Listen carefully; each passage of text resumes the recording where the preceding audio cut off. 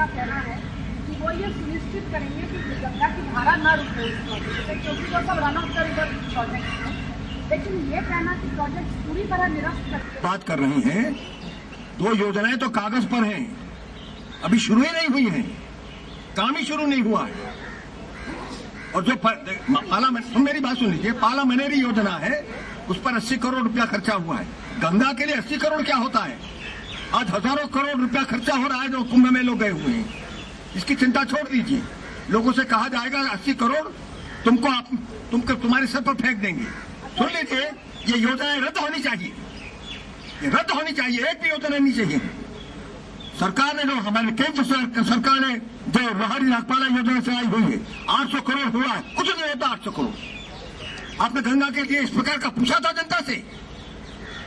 कभी ये बात पार्लियामेंट में आई कि हम गंगा को मिटाना चाहते हैं?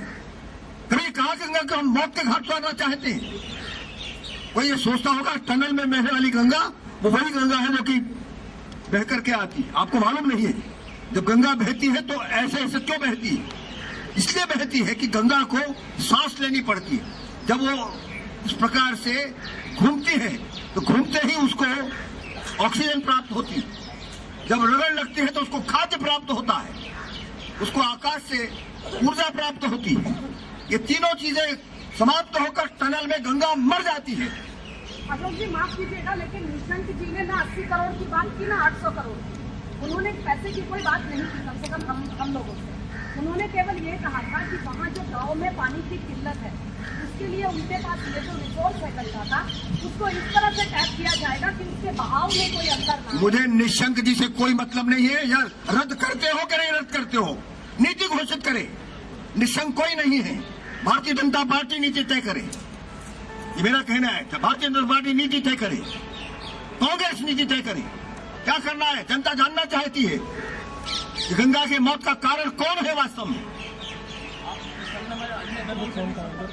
सबसे संपर्क करेंगे, एक एक पार्लियामेंट के व्यक्ति से संपर्क करेंगे, सबको बताएंगे। किसी को मालूम नहीं गंगा मौत के घाट उतारी जा रही है, सूली पर चढ़ाई जा रही, किसी को नहीं मालूम। सबको मिलेंगे, व्यक्तिशः मिलेंगे, एकत्रित मिलेंगे, सब प्रकार से मिलेंगे। और पार्लियामेंट के लोगों को हम चाहेंगे इस विषय पर कदम उठाएं। भाई साहब, कोई मुद्दे खत्म नहीं हुए। हमारी संस्कृति को देखिए, गंगा को नष्ट करने का प्रयत्न है, हमारी गाय को नष्ट करने का प्रयत्न है। मैं अब आपने बात उठा दी है तो मैं आपको अब उसका पूरा जवाब देना चाहूंगा। हमारी गाय को नष्ट करने का प्रयत्न है, हमारे मंदिरों को नष्ट करने का प्रयत्न है। हमारे देश की संस्कृति, ये सब माताएं हैं, हमारी संस्कृति हमारी माता है, गाय हमारी माता है, गंगा हमारी माता है। इनको नष्ट करने का प्रयत्न है। राम जन्मभूमि का मसला, ये मसला पूरे राष्ट्रीय मसला है, ये किसी राजनीति का काम नहीं है, ये राजनीति से परे विषय है, किसी पार्टी का विषय ये नहीं है, किसी पार्टी को उठाना भी नहीं चाहिए। वो कौन होते हैं तय करने वाले कि गंगा ये राम जन्मभूमि बनना चाहिए नहीं बनना चाहिए? ये राष्ट्रीय विषय है, क्योंकि राम जैसे गंगा सबको जोड़ती है, वैसे हमारे भारत को राम जोड़ता है सब, और इसलिए राम एक राष्ट्रीय पुरुष है। हमारे मंदिर नष्ट किए जा रहे, पूरे भारत के मंदिर, लाखों मंदिर आज अधिग्रहित किए हुए हैं सरकारों ने। कौन होती है सरकार ग्रहण करने, अधिग्रहण करने वाली? हमारे मंदिर नष्ट हो रहे हैं, उनके साथ लगी हुई हजारों करोड़ की एकड़ की प्रॉपर्टी नष्ट की जा रही है, बेची जा रही है, खाई जा रही है। उसके लिए तो संघर्ष करेगा हिंदू समाज। संस्कृत हमारी भाषा, इसको भी हम मां कहते हैं, इसको नष्ट किया जा रहा है। तो हम गंगा को लेकर जा रहे हैं और हमने उसको छोड़ दिया है, ऐसा नहीं भाई साहब। सारे विषय हैं। जब देश की आजादी की बात आई थी तो सन 20 में आंदोलन चला, सन 30 में चला, 42 में चला, आंदोलन चलता रहा। अब ध्यान रखिए, आंदोलन चलेगा और राम जन्मभूमि बनेगी, क्योंकि यह विषय राष्ट्रीय विषय है। ऐसा आंदोलन चलेगा जो लोगों ने देखा नहीं। लोग सोचते थे कि राम सेतु पर हम कुछ कर नहीं सकेंगे, किंतु जनता खड़ी हो गई। लोग सोचते थे कि श्राइन बोर्ड की जमीन ले ली है, इस पर कोई हिंदू समाज कुछ नहीं करेगा, मगर पूरे देश के भीतर लोगों ने देखा, ऐसा आंदोलन खड़ा हो गया, सबको घुटने टेकने पड़े। राम जन्मभूमि के विषय में मैं कहना चाहता हूं, ऐसा आंदोलन खड़ा होने वाला है आने वाले कुछ दिनों में जितनी भी सरकारें जहां होंगी उनको घुटने टेकने पड़ेंगे और कानून से बनेगी राम जन्मभूमि। कब तक बन जाएगा राम मंदिर? जब कानून बन जाएगा तो बन जाएगी, और एक वर्ष लगेगा, इतना मैं बता सकता हूं। और कानून बनेगा। चलिए, अंशु रिजवी ने एक बयान दिया था जिसमें कहा था कि आप लोगों के भड़काऊ भाषण के बाद ढांचे को गिरा दिया गया। गिर गया तो अच्छा ही हुआ, और क्या हुआ। अरे भाई, गिरने के बाद ही तो बन सकेगा। अच्छा हुआ गिर गया। इस सवाल है आपसे मेरा, अगर बीजेपी ने आपकी बात को सुनने से मना कर दिया तो क्या भविष्य में बीजेपी को सपोर्ट करना बंद कर देंगे, वोट देना बंद कर देंगे, अपनी पार्टी बनाएंगे आप? अरे भाई, तो जनता सोचेगी क्या करना है बीजेपी का। जनता सुन लीजिए, आपने प्रश्न किया है, मैं समझ गया प्रश्न। किशन साहब अगर मना कर दिया तो आपने प्रश्न किया है, समझ गया हूँ। ये तो जनता तय करेगी कि गंगा को तुम चाहते हैं उनको वोट देना है, या गंगा को जो मारना चाहते हैं उनको वोट देना है। गंगा ये जनता तय करेगी।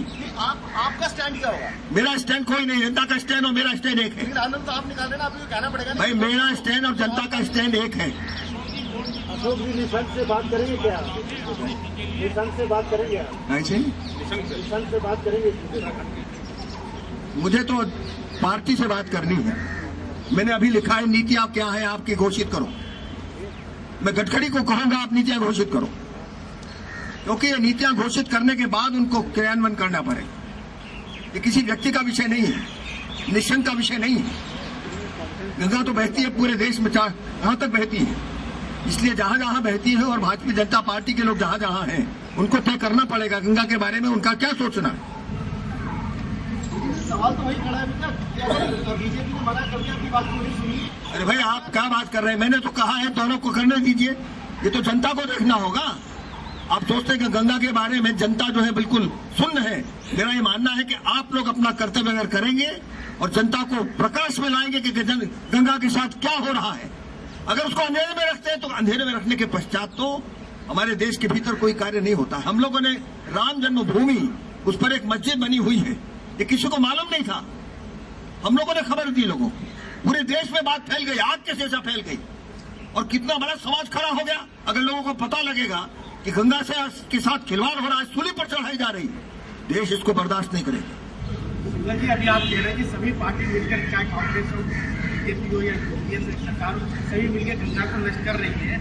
तो मिलकर नष्ट नहीं कर रही है। अभी लोगों के अंधकार में होने के कारण से उन्होंने क्या पार्लियामेंट में इस प्रकार का निर्णय कराया? क्या पार्लियामेंट में ये बात आई कि गंगा के साथ इस प्रकार का खिलवाड़ होगा? उस पर कोई बहस हुई क्या कभी? जनता के पास क्या तो कोई बहस नहीं हुई, वो बहस होनी चाहिए। बहस हम पैदा करेंगे।